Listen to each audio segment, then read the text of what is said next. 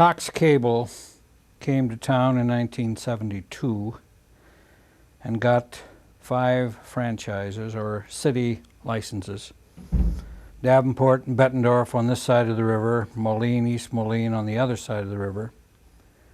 So they brilliantly called it Quint Cities Cablevision. And they put their headquarters in Moline, and in order to reach their Iowa franchises of Davenport and Bettendorf, they needed a microwave across the river and a tall building on this side to receive it. The roof of the Galvin Fine Arts Center provided a nice tall location for a direct microwave link to Moline. In exchange for using the roof, Father Shepler was sly enough to not ask for money, but ask for a cable channel. And they readily agreed to that, and we suddenly had our own channel. The administration, of course, was not thinking in those broad terms. They wanted the money, which is understandable. They were willing to accept $175 a month rent, but no channel. He went over to the president's office and he asked the president at some point in the early 70s, this is my best imitation of Father I can do. I'd like to build this into a color TV studio. And in the words of Father Shepler, Monsignor Menke said, and he was our president at the time, he says, "Ah, what the hell, go ahead." Shepler sought out good friend Wilbur Allert immediately following the university's approval. Allert's $30,000 donation prompted the building's construction, which began in 1971. But multi-purpose usage of the building isn't what Shepler had in mind as he examined the blueprints. And it said right next to the stage, there was a little designation that said AM, FM, and TV. And I said, what the hell is that? The first change was to move radio out of there, and it's up in Radio Row with a sound barrier, so regardless of how raunchy a rock concert you might have in the auditorium, it wouldn't jump the corridor and then get through the lead-lined doors. All right, that was fine. Television was under the stage. That was meant to be kind of a multi-purpose production area, and when we weren't doing productions, they could use the area, which now the showers and that back dressing room area was open, and that was the scene shop. So between 69 and 73, we had acquired black and white production equipment. We had 3 black and white cameras. With that, probably our biggest production was to do, there was a joint board meeting between St. Ambrose and Marycrest in merging. From St. Ambrose College, this is the Ambrose Television Center, ATC 5.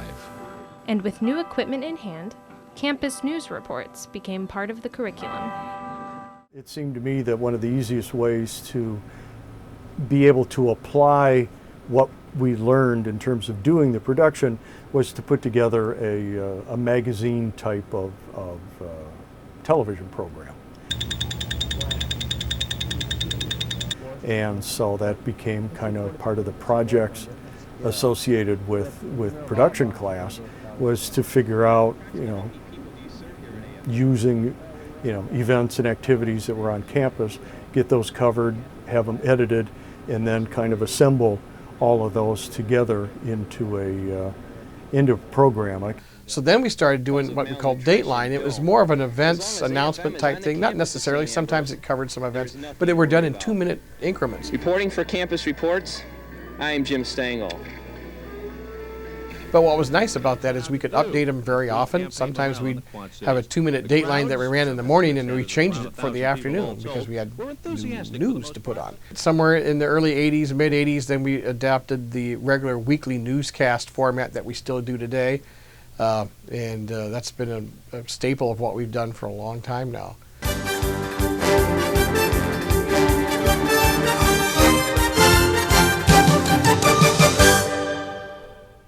Good evening, and welcome to this week's edition of Dateline SAU, where you can catch all the latest news and sports from St. Ambrose University.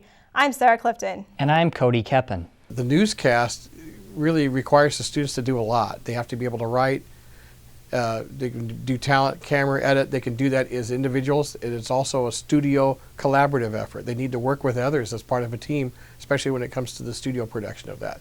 So they get ENG news gathering type experience, and then studio production experience as well, all in one class.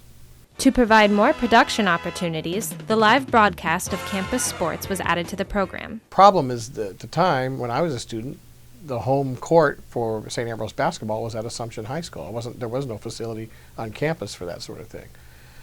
So what we would do as students, we would haul a bunch of cameras over there, tape recorders and a crude intercom system and all that, and record the games and then bring the tape back. Tune in to ATC 5 this season for the best of St. Ambrose basketball. Stick with your Bees all year long on ATC 5, your channel for St. Ambrose sports. That all changed in about 1984 when Lee Loman Arena was built, because now we had a facility on campus. Through the efforts of Ken Caldwell and others, we were able to then secure wiring between the buildings. So we had direct link from Lee Loman Arena to the Galvin Fine Arts Center. That had provided us the opportunity to now do sports live from that facility. It's been great for our students. It gives them that experience and exposure. So yeah, I'm very proud of what we do. And I'm glad that we've got this great cooperation going on between the communications department and our athletic department.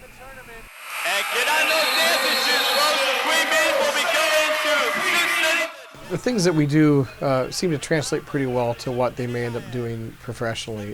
The live sports is no different than what other live sports operations, be it MediaCom or Big Tent Network. It's a very similar operation that we do here. I know of one elderly couple that used to always want to know when the basketball schedule would come out, because they said, "Oh, we just love watching the Queen Bees. We just fell in love with them. They're so good."